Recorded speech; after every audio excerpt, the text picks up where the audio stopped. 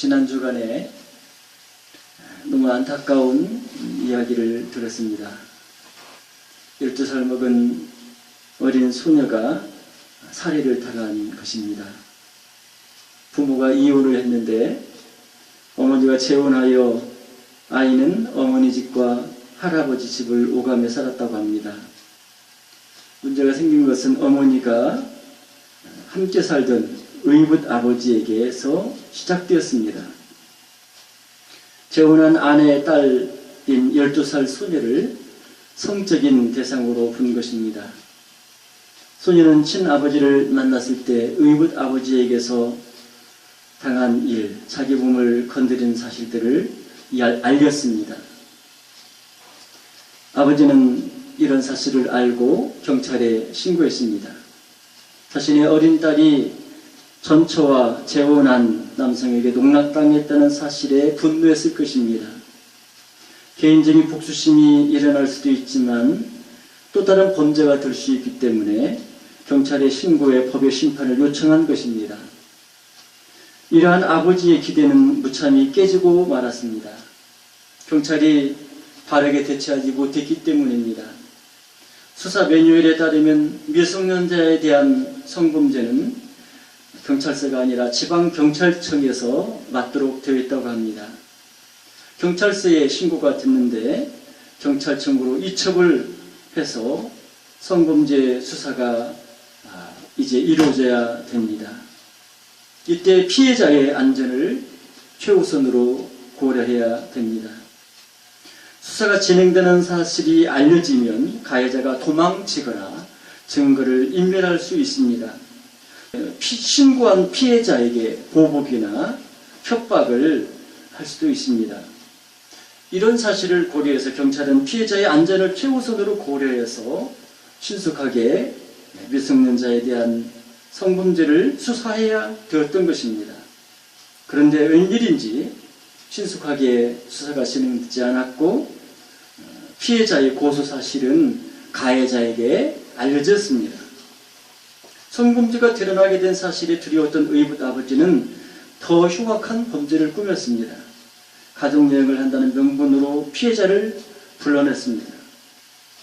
피해를 입은 소녀는 어머니가 불러내고 어머니가 함께 있을 것이기 때문에 큰 문제가 일어날 거라고 생각을 못했던 것 같습니다. 그러나 의붓 아버지는 차를 농로 한적한 곳으로 몰고 가고 그리고 차량 안에서 소녀를 목졸라 살해했다고 합니다. 소녀의 엄마도 함께 차에 타고 있었는데 그런 일이 일어났다는 것이 너무나 안타깝습니다. 가해자는 은폐하기 위해서 시신에 돌을 매달아 저수지에 빠뜨렸습니다. 어린아이들은 스스로 자기 생명이나 안전을 지킬 수 없습니다.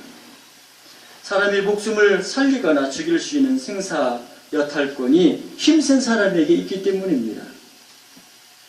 힘으로 하면 어린아이는 억압당하거나 희생될 수밖에 없습니다. 법과 질서가 무너진 약육강식 세상에서는 이러한 일들이 횡행하게 일어납니다. 여러분, 이런 세상이 정상일까요? 아닙니다. 힘이 아니라 법과 제도로서 지배되는 세상이어야 됩니다. 하나님의 사랑의 법으로 약한 자를 보호해야 합니다. 안타까운 것은 부모조차 어린아이를 사랑하고 존중하지 않는 경우가 있다는 것입니다.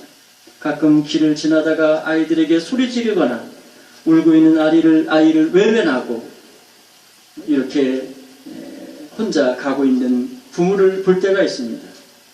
아이가 옳지 않은 주장이나 때를 쓸 수도 있습니다. 그렇다 할지라도 아이를 힘으로 강제하려고 해서는 안 됩니다. 아이 말을 들어주고 또 엄마 아빠의 상황을 설명하고 납득시켜서 아이가 엄마 아빠를 따라오도록 해야 되는 것입니다. 자녀를 사랑하고 존중해야 한다는 것입니다. 이런 어린아이라면 어떨까요? 아버지에게 특별한 사랑을 받고 있습니다. 부모는 아이에게 맛있는 것도 먹이고 가장 좋은 명품 옷을 입혔습니다. 아이도 부모님을 사랑하고 신뢰합니다. 도덕적으로 윤리적으로 바른 성품을 가졌습니다. 건강하고 밝은 모습으로 자라납니다. 지혜롭고 큰 꿈을 품고 있습니다.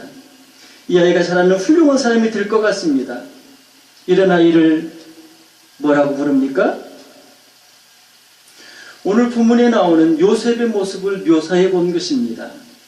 성경은 야곱의 가나안 땅에 거주할 당시의 상황을 보여줍니다. 오늘 본문 창세기 37장 1절 2절 말씀을 읽어보겠습니다. 야곱이 가나안 땅 곧 그의 아버지가 거주하던 땅에 거주하였으니 야곱의 족보는 이러하니라. 야곱은 아버지 이삭이 거주하던 땅에 거주했습니다. 외삼촌 있던 하란에서 가나안으로 돌아와서 아버지가 살던 곳에 머물러 살고 있었던 것입니다.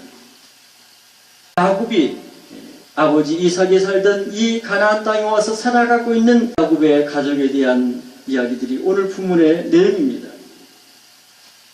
여러분, 족보가 무엇인가요? 족보는 가족 관계를 보여주고 있습니다.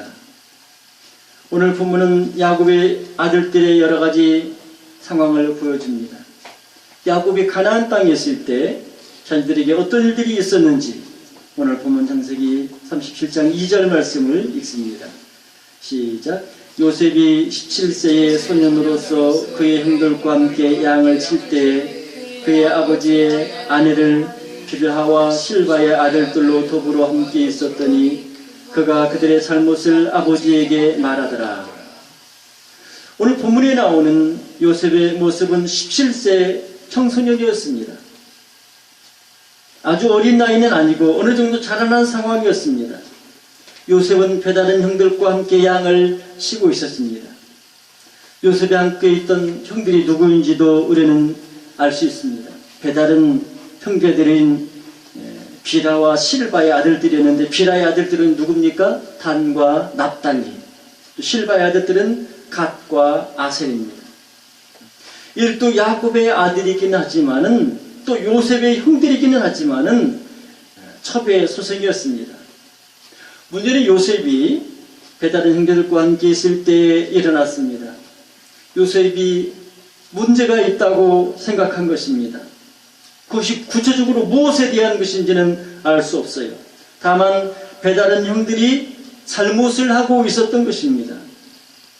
들에서 양치는 사람들이 잘못을 한다면 어떤 것들일까요? 게으르고 양을 잘 돌보지 않는 것일 수도 있고, 양을 잡아먹어서 재산을 축내는 것일 수도 있을 것입니다. 정확히 알 수는 없지만은 바른 성품을 가지고 있는 요셉이 바라볼 때 배다른 다른 형들의 모습은 잘못이었어요. 여러분, 누군가에게 잘못이 있다면 어떻게 해야 될까요? 배다르긴 하지만 상대가 요셉의 형들이라면 어떻게 해야 할까요? 처음에는 형들에게 잘못을 지적하면서 의견을 개진했을 거예요. 문제는 요셉의 이야기를 듣는 사람이 어떻게 반응하느냐 하는 것이지. 듣고 잘못을 고친다면 바람직한 일이 될 것입니다. 그렇지만 잘못한 것에 대해서 조언을 듣지 않는다면 어떻게 될까요? 어쩔 수 없이 아버지에게 알려야 됩니다. 요셉이 아버지에게 형들의 잘못을 말한 것도 그랬던 것 같습니다. 요셉은 배다른 형제들이 양치는 것을 보고 문제를 발견했습니다. 문제를 바로잡으려고 노력했을 것입니다. 잘못한 이유가 몰랐거나 실수한 것이라고 하면은 잘못한 사실들을 알려주면 어떻게 하겠어요? 고치겠지요. 잘못한 거, 내가 잘못하고 있는데 몰라요. 그럼 못 고치는 거예요. 그래서 누구가 이렇게 하면 안 되는 거야 하면은 내가 잘못했구나 하고 고치면 되는 거예요. 그런데 잘못이라는 것을 알고도 잘못한 거에 대한 지적을 받을 때 뭘 그래? 내가 하는데 왜 참견이야? 이렇게 말한다면 어떻게 되겠어요? 그것은 몰라서가 아니라 악한 그런 일을 행하고 있는 것입니다. 오히려 잘못에 대해서 이야기하는 사람을 향해서 네가 뭔데 그래? 뭐가 그렇게 잘나서 그래? 이렇게 비난을 할 수도 있습니다. 요셉은 형들의 잘못을 아버지에게 알렸습니다. 잘못을 보고도 해결하지 않으면 문제가 발생할 수 있기 때문에, 큰 손해가 끼쳐질 수 있기 때문에 아버지를 위해서 그런 잘못된 일을 이야기해야만 했던 것입니다. 그러기 위해 요셉은 형들의 잘못을 알고 가만히 있지 않았습니다. 요셉의 성품이 어떤지를 우리가 볼 수 있죠. 사회생활을 하다 보면 잘못인데도 묵인하거나 모르는 채 넘어가는 일들이 있습니다. 그렇지만 그렇게 해서는 안 됩니다. 요셉은 고든 성품을 가지고 있었기에 잘못을 바로잡으려고 했습니다. 요셉에 대해서 알 수 있는 또 한 가지 사실이 있습니다. 창세기 37장 3절 4절 말씀을 읽어보겠습니다. 시작. 요셉은 노년에 얻은 아들이므로 이스라엘이 여러 아들들보다 그를 더 사랑함으로 그를 위하여 채색옷을 지었더니 그의 형들이 아버지가 형들보다 그를 더 사랑함을 보고 그를 비유하여 그에게 편안하게 말할 수 없었더라. 요셉은 야곱이 노년에 얻은 아들이었습니다. 나이 많이 들었을 때 이렇게 얻은 아들이 더 사랑스럽고 귀하다는 말들을 하더라고요. 그래서 자기 아들보다는 손자나 손녀가 그렇게 사랑스럽고 귀하다 이렇게 말하는 사람도 있습니다. 이 야곱에게도 그랬어요. 이 야곱에게 있어서 요셉은 노년에 얻은 아들이었습니다. 그러기에 이 요셉을 더 사랑했다고 말합니다. 요셉에 대한 야곱의 사랑은 남달랐습니다. 야곱은 요셉에게 채색옷을 입혔습니다. 가능하면 멀리 보내지 않고 가까이 두려 했습니다. 자식 사랑에 대하여 10손가락 깨물어 안 아픈 손가락이 없다는 말을 합니다. 어느 자식인들 사랑스럽지 않겠습니까? 모두 사랑스럽고 귀한 존재입니다. 그럼에도 자기도 모르게 마음에 가는 자녀가 있을 수 있습니다. 가난하거나 장애가 있거나 더 약하기 때문에 어떤 자녀에게 더 마음이 갈 수가 있습니다. 그러나 야곱의 다른 아들들 입장에서는 어땠을까요? 여러 형제들이 있기에 자녀들은 부모의 태도에 민감하게 반응했을 것입니다. 그런데 요셉에 대한 아버지의 태도는 너무나 노골적이었습니다. 좀 더 아끼고 사랑하는 것을 넘어서 차별을 당한다는 느낌이 들 정도였습니다. 아버지의 편애에 대하여서 다른 형제들은 불만을 가질 수밖에 없었습니다. 그리고 그런 감정은 요셉에게로 향했습니다. 형제들의 분노를 돋우는 일이 일어났습니다. 아버지의 편파적인 처사만으로도 불만인데 당사자인 요셉이 나서서 형들을 자극한 것입니다. 오늘 본문 창세기 37장 5절부터 7절 말씀을 읽어보겠습니다. 시작. 요셉이 꿈을 꾸고 자기 형들에게 말하매 그들이 그를 더욱 미워하였더라. 요셉이 그들에게 이르되 청하건대 내가 꾼 꿈을 들으시오. 우리가 밭에서 곡식단을 묶더니 내 단은 일어서고 당신들의 단은 내 단을 둘러서서 절하더이다. 요셉이 꿈을 꿨습니다. 그 꿈은 누가 보아도 비상한 것이었습니다. 요셉은 가만히 있을 수 없었습니다. 너무 놀랍고 징조가 있는 꿈이기에 누구에게든 말하고 싶었습니다. 요셉은 이 사람 저 사람에게 이야기합니다. 그 꿈속의 당사자를 알 수 있는 형들에게도 이야기했습니다. 요셉이 밭에서 곡식단을 묶고 있는데 자기 단은 일어서고 형들의 단은 자기 단을 둘러서더니 자기 일어선 단을 향하여서 절을 했다는 것입니다. 여러분, 요셉의 꿈 내용이 무엇입니까? 꿈이 보여주는 의미는 꿈 자체에 잘 드러나 있습니다. 요셉의 꿈 이야기를 들은 형들은 이것이 무엇을 의미하는지 알았어요. 그러기에 형들로서는 요셉이 말하는 그 꿈 이야기를 듣고 기분이 상했습니다. 오늘 보면 창세기 37장 8절 말씀 같이 읽겠습니다. 그의 형들이 그에게 이르되 내가 참으로 우리의 왕이 되겠느냐, 참으로 우리를 다스리게 되겠느냐 하고 그의 꿈과 그의 말로 말미암아 그를 더욱 미워하더니, 막내인데 요셉이 까마득한 형들 앞에서 너무나 명확한 꿈 이야기를 한 것입니다. 이때 요셉의 나이가 얼마였을까요? 앞부분에 우리가 요셉의 나이가 17이라고 했습니다. 하지만 이 꿈 이야기가 꼭 17살 때다 이렇게 말할 수만은 없을 것 같아요. 그 이전에 더 어렸을 때일 수도 있겠다는 생각을 하게 됩니다. 17살 때 아버지 야곱의 특별한 사랑에 대해서 설명하긴 했지만은 이렇게 형들한테 이런 꿈 얘기를 하는 것으로 보아서 분별력 없는 더 어린 시절에 되어진 일이 아닌가 이렇게 생각이 되는 거예요. 여러분, 어릴 때나 청소년기는 꿈꾸는 시기입니다. 하나님은 요셉의 인생에 대한 계획을 가지고 계십니다. 꿈을 통해서 요셉에게 하나님의 뜻을 알려주신 것입니다. 그렇지만 요셉의 형들이나 다른 사람들은 그것을 개꿈이라고 치부할 수도 있습니다. 형들 입장에서 보면 끄트머리에서 두 번째 동생인데 지가 서열로 봐서 뭘 꿈이 뭐 그런 꿈을 꿨다고 지가 뭘 하겠다는 것인지, 또 양치는 시골에서 양치는 그런 목자로 있는 사람들이 꿈이 뭐 대단하게 화려하고 그런 꿈을 꾼다고 그게 뭐가 되겠을까? 될 수 있을까? 이렇게 생각하는 거예요. 더군다나 형들이 적극적으로 요셉의 꿈을 표방한다면 그 꿈이 어떻게 되겠습니까? 이루어질 거예요? 어린이가 청소년이 꿈을 꾸는데 허황되다고 할 수 있을까요? 꿈은 현실이 아닙니다. 꿈의 세계는 현실에 살 수 없는 놀라운 일들이 다 일어납니다.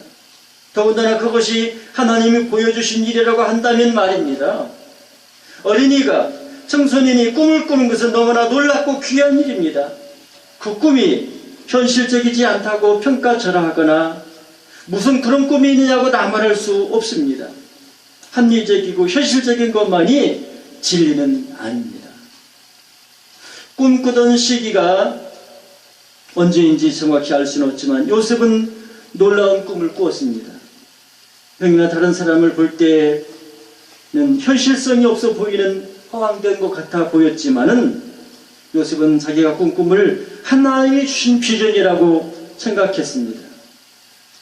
꿈꿀 당시에는 그 꿈이 어떻게 이루어질지 알 수 없습니다.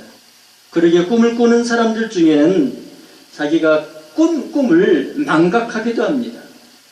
그렇지만 어린이나 청소년에게 하나님께서 주신 꿈을 그 마음에 간직하는 것이 얼마나 소중한지 알아야 됩니다. 어린이나 청소년, 하나님이 마음속에 주신 꿈, 어떤 모양으로 주셨든 간에 하나님이 어떤 비전, 어떤 꿈을 어린아이에게 주셨다면 그 꿈을 마음속에 간직하고 그 꿈을 이루기 위하여서 열심히 살아야 되는 것입니다. 요셉이 꿈꾸면 그것만이 아니었습니다. 요셉은 전에 꿈과 비슷한 내용의 꿈을 다시 꾸었습니다. 동일한 꿈이라 할 만큼 비슷한 꿈이었습니다. 비슷한 꿈을 반복해서 꾸는 것이 이유가 무엇일까요? 그것은 요셉의 꿈이 확실하다는 것을 보여주는 거예요. 하나님께서 확실하게, 요셉에게 확실하게 이렇게 뇌에 이렇게 깊이 있게 받아들일 수 있도록 하려고 하나님이 동일한 꿈을 약간 다르게 두 번씩이나 보여주신 것입니다. 하나님은 요셉을 통해서 이스라엘 민족을 구원하기로 작정하신 것입니다. 요셉이 꾼 두 번째 꿈의 내용이 무엇인지 창세기 37장 9절 말씀을 같이 읽어보겠습니다. 시작.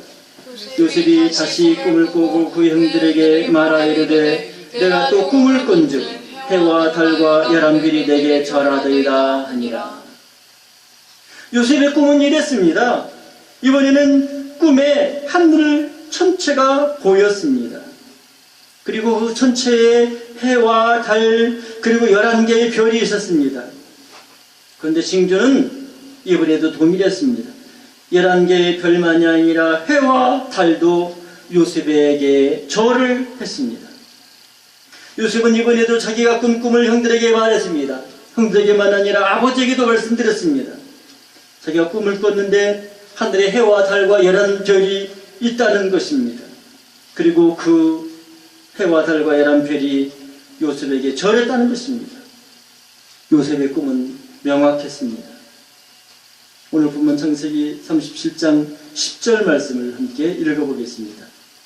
그가 그의 꿈을 아버지와 형들에게 말하며 아버지가 그를 꾸짖고 그에게 이르되 내가 꾼 꿈이 무엇이냐? 나와 내 어머니와 내 형들이 참으로 가서 땅에 엎드려 내게 절하겠느냐?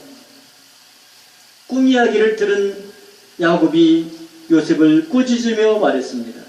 내 꿈이 뭐야? 응? 야, 나와 아버지인 내가, 어머니가, 응? 또 너의 형제들이 참으로 너에게 가서 내 앞에 무릎 꿇는단 말이야? 이렇게 말을 한 거예요. 야곱은 꿈을 꾼 요셉을 꾸짖었습니다. 여러분, 꿈을 꾸고 싶다고 꿉니까? 깊이 생각하는 것이 꿈으로 나타나는 경우가 있긴 하지만 요셉의 꿈은 그런 꿈이 아닙니다. 하나님께서 보여주시기 때문에 꿈을 꾼 거예요. 하나님께서 주신 꿈인데 왜 그런 꿈을 꾸냐고 꾸짖으면 어떡해요? 야곱은 하나님께서 요셉에게 주신 꿈을 주셨다는 사실을 이해하지 못했습니다. 그저 철 없는 요셉이 형들과의 경쟁심 때문에 그런 꿈을 꿨다고 생각한 것 같습니다. 야곱이 요셉을 귀하게 여기긴 했지만은 그런 생각을 갖는 것이 가당치 않다고 생각했을 것입니다. 더군다나 야곱은 해와 달까지 요셉 자기에게 절했다 하는 그 말이 너무나 이해할 수가 없었을 것입니다. 멋진 꿈을 갖는 것은 좋은데 너무 허황되어 보여서 그래서 꾸짖은 것 같습니다. 그렇지만 야곱은 요셉의 꿈을 흘려버리지는 않았습니다. 황당할 뿐 아니라 직접적인 관계에 있는 형들이 요셉에게 굴복할 것이라고 하는 그런 내용의 꿈을 이야기했기 때문에 아들들 앞에서 책망을 하긴 했어요. 그렇지만은 야곱은 그 꿈을 책망하고 하면서도 마음에 간직했어요. 요셉의 꿈을 무시하지 않았던 것입니다. 오늘 보면 창세기 37장 11절 말씀을 같이 읽습니다. 시작. 그의 형들은 시기하되 그의 아버지는 그 말을 간직해 두었다. 형들은 요셉의 꿈꿀 때에 기분이 상했습니다. 요셉의 꿈 이야기를 할 때 기분이 상했어요. 까마득한 동생인데 형인 자기들이 요셉에게 절한다는 그런 것이 이렇게 보이는 꿈을 꿨을지라도 가만히 있어야지. 그걸 어디다가 형들한테 그렇게 말을 해, 이 못된 녀석이. 이렇게 생각하지 않았겠습니까? 유쾌할 수가 없었어요. 형들은 요셉을 미워하며 시기했습니다. 하지만 아버지 야곱은 달랐습니다. 다른 형제들이 있기 때문에 꾸짖긴 했지만 사랑하는 아들이 꾼 멋진 꿈을 잊지는 않았습니다.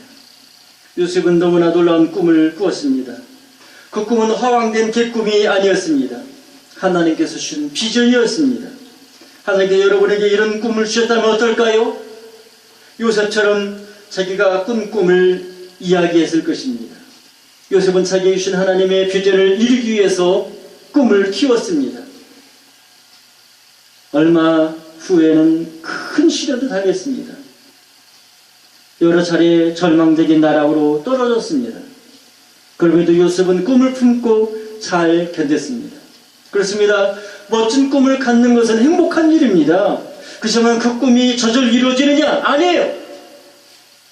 그 꿈이 이루어지기까지, 그 놀라운 꿈이 이루어지기까지는 험난한 과정이 있습니다.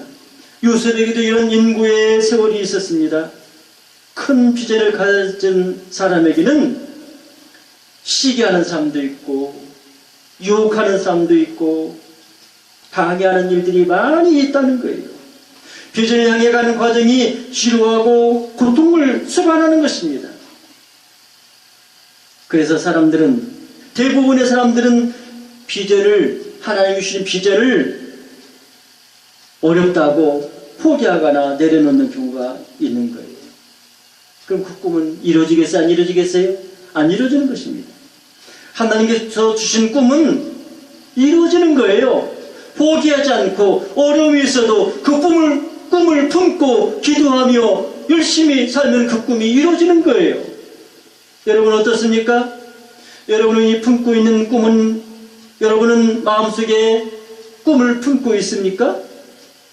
시간이 지나면서 품었던 꿈을 내려놓는 사람들도 있습니다. 현실적으로 무엇을 달성하기에는 이미 늦었다 생각할 수 있습니다. 지혜롭게 궤도를 수행하는 것도 필요할 수 있어요. 그렇지만 하나님이 주신 꿈은, 하나님이 주신 꿈이라면 그것은 포기하지 않아야 됩니다. 하나님께서 주신 그 꿈, 내가 이루는 게 아니라 하나님이 이루어 주시는 거예요. 그렇기 때문에 하나님이 주신 귀한 꿈, 비전을 품고 기도하면서 나에게 주어진 길들을 열심히 살아가면 하나님의 계획하신 뜻을 이루게 되고 하나님께 영광 돌리게 되는 거예요. 어린이주를 맞이했습니다. 우리는 우리의 자녀들을 사랑하고 존중히 여겨야 됩니다. 우리 자녀 하나님께서 우리에게 주신 소중한 선물입니다. 부모가 상처나 분노 때문에 어린아이나 청소년을 향해서 거친 말을 하거나 상처를 주어서는 안 됩니다. 생사여탈권이 있는 부모가 자녀에게 비난하고 공격하고 그렇게 하면 어린 자녀들의 마음에 상처가 깊어질 것입니다. 어린 자녀를 사랑하고 아끼는 저와 여러분이 되시기를 주 예수님 이름으로 축원합니다. 아멘. 기도하겠습니다.